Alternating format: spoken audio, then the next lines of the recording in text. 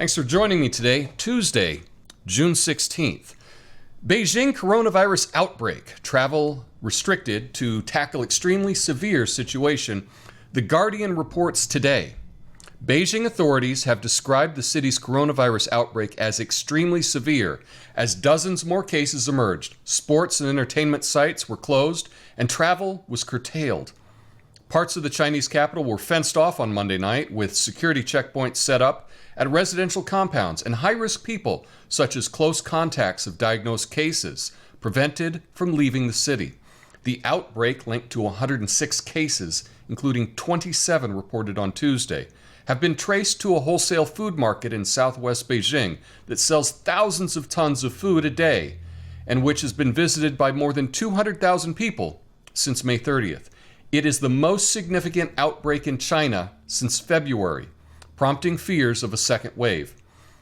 Beijing has reported no new cases for 56 consecutive days before a cluster of diagnoses began on Thursday.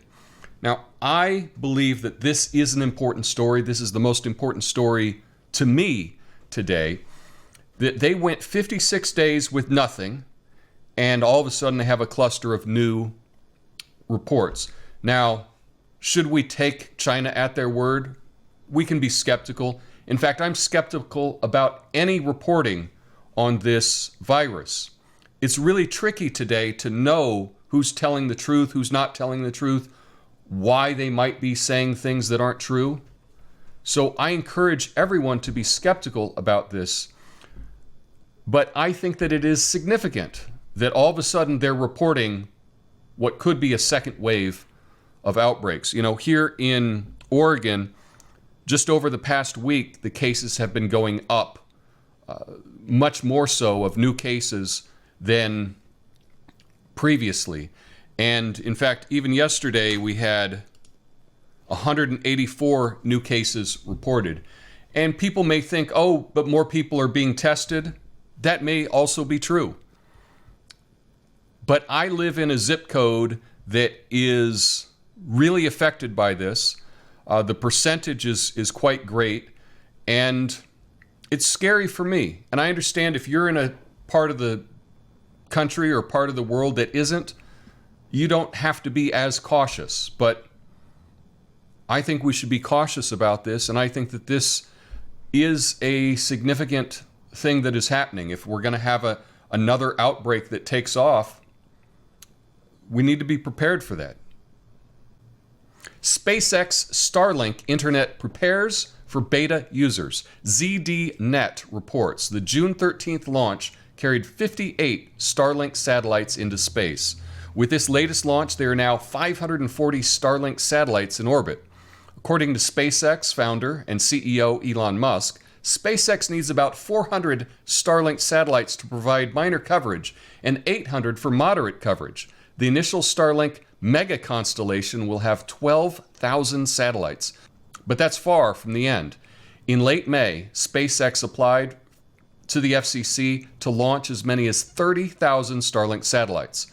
Still, with 540 satellites is enough for SpaceX to be inviting users to apply to become beta testers. The website now invites you to, quote, get updates on Starlink news and service availability in your area. By filling out a form for an email address and zip code, the form allows prospective customers to apply for updates and access to a public beta test for Starlink service. According to SpaceX, Starlink will offer speeds of up to a gigabyte per second and latencies from 25 milliseconds to 35 milliseconds. That's much faster than old school satellites.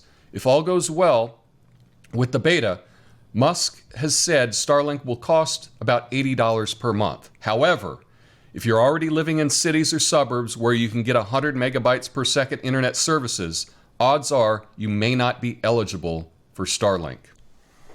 Now, I read that last line and I was so disappointed because we do have high-speed internet here in Portland, and sometime in the past, the city council signed some stupid deal that the only provider for cable internet is Comcast. It's like an essentially a monopoly. We've got Comcast for cable and we've got one DSL provider. That's it. No other competition is allowed. It sucks. And I was really hoping that there would be new competition for internet providers. I'm excited about this Starlink internet service, but it's probably not going to be available to me. You can sign up to maybe be a beta tester, and if you do, please send me an email or put a comment below. I'd like to hear about that. But Starlink, if you're unfamiliar, it's these satellites that are all in a line, all in series that go across the sky, and it's to provide internet service. And you can actually see them yourself. There's a website. I'll leave a link in the description and right here on the page. And you can put in your coordinates, what city you live in, and they will tell you exactly where in the sky and at what time you can see the satellites. I've gone out in my front yard and seen them, and it's really cool because you'll see once you find the one satellite, you can then follow it across the sky, and there will be another one following it, and then another one, and another one. It's pretty impressive, and I think it's really cool, and you're able to do this, anywhere in the country. So I think it's fun, and you can check out the link and go out and watch the satellites for yourself. U.S. accuses Venezuela's Maduro of seeking to rig upcoming vote, from Reuters. The U.S. government on Monday accused Venezuelan President Nicolas Maduro of illegally installing a new National Electoral Council to oversee parliamentary elections due to take place later this year. Venezuela's Supreme Court, which is dominated by Maduro loyalists, named the council last week. Opposition leader Juan Guaido called the electoral body false and said the opposition would not recognize it. U.S. Secretary of State Mike Pompeo, in a statement, said Maduro was manipulating Venezuela's constitution and the new council would fail to implement the conditions required to hold free and fair elections. Quote, without following the process, elections that represent the will of the people are impossible, Pompeo said. This step by the regime and its Supreme Court takes Venezuela even further away from a democratic transition. Now, according to Counterpunch concerning the last election, in the end, no one has come forward with evidence of fraud or even called for an audit of the vote. Despite this, the vote is being audited, as this is a normal part of electoral system. Every election in Venezuela obligatorily involves a series of audits during and after the election, always in the presence of witnesses from all parties contesting the elections and international observers. On top of this, Maduro, in his speech after the results were announced, requested a complete audit of every single vote, not just a random sample of 53% of voting machines that is normally required in the auditing process. The auditing process is open for all to view and can be followed on the CNE website. Now, I find this rich. And anytime I talk about Venezuela, I will get bombarded with essentially trolls or people questioning my loyalty to my country. I believe, in my opinion, that the narrative that the media puts out about Venezuela is not true. In my opinion, they are just repeating CIA deep state talking points. Now, even calling it that, some people will be skeptical of my opinion, but that's just my opinion. I would put the validity of the Venezuelan elections up against the validity of the California elections, and I don't even think it's close. I have serious concerns about the validity of the vote in this country.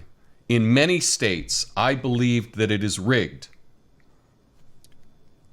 And for the United States government to be calling out Venezuela about their process when it is open and transparent and open to international observers. Can we get international observers for the Democratic primary in California?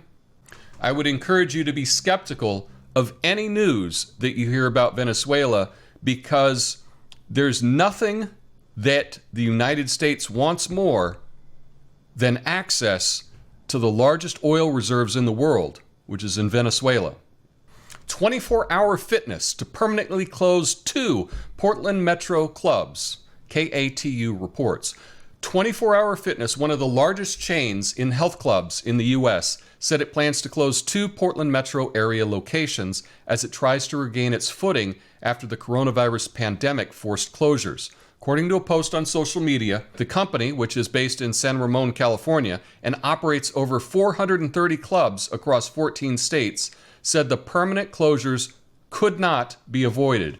Many states have begun reopening their counties in recent days, and officials have said gyms in those areas can reopen provided they could maintain some form of social distancing and other measures to limit exposure to COVID-19.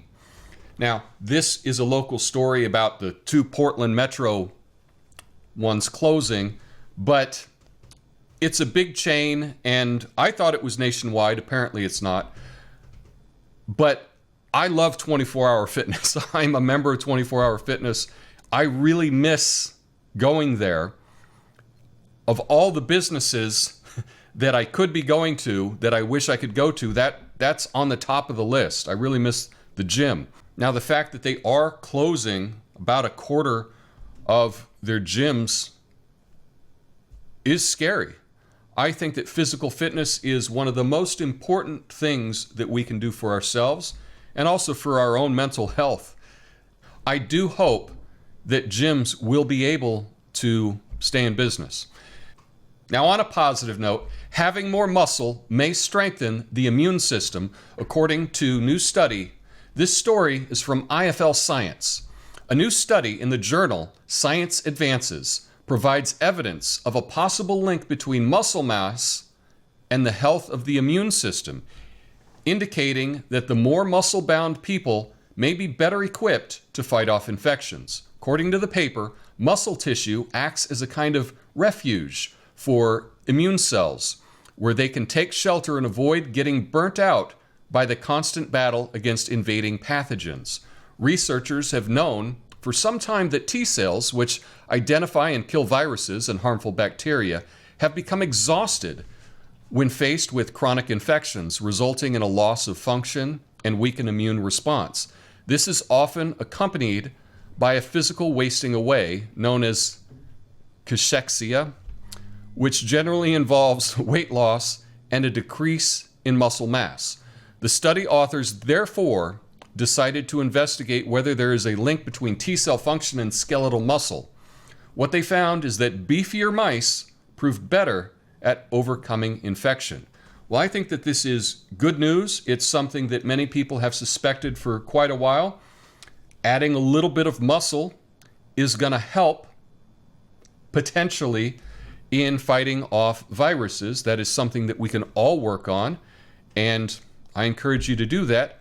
Those are the stories for today. Let me know your thoughts on any of them below. Peace.